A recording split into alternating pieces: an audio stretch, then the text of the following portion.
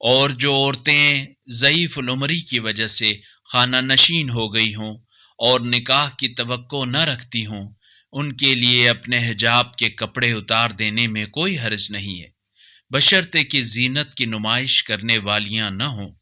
تاہم عفت کا پاس رکھنا ان کے حق میں بہتر ہے، اور اللہ بڑا سننے والا، خوب جاننے والا ہے۔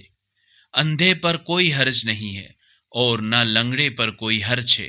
اور نہ مریض پر کوئی حرج ہے، اور نہ خود تم پر اس بات میں کوئی حرج ہے کہ تم اپنے گھروں سے کھاؤ، یا اپنے باپ کے گھروں سے، یا اپنی بڑی ماؤں، نانی، دادی کے گھروں سے، یا اپنے بھائیوں کے گھروں سے، یا اپنی بہنوں کے گھروں سے، یا اپنے چچاؤں کے گھروں سے، یا اپنی پھوپھیوں کے گھروں سے، یا اپنے ماموں کے گھروں سے، یا اپنی خالاؤں کے گھروں سے، یا ان کے گھروں سے جن گھروں کی چابیاں تمہارے اختیار میں ہوں، یا اپنے دوستوں کے گھروں سے۔ اس میں بھی کوئی حرج نہیں کہ تم مل کر کھاؤ یا جدا جدا، اور جب تم کسی گھر میں داخل ہو تو اپنے آپ پر سلام کیا کرو، اللہ کی طرف سے بابرکت اور پاکیزہ تحیت کے طور پر۔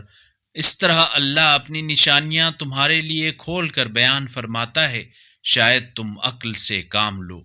اگر اس قرآنی کلپ نے آپ کے دل کو چھو لیا ہے تو براہ کرم چینل کو سبسکرائب کر لیجئے اور بیل آئیکن کو دبا دیجئے۔ اللہ نور السماوات والارض،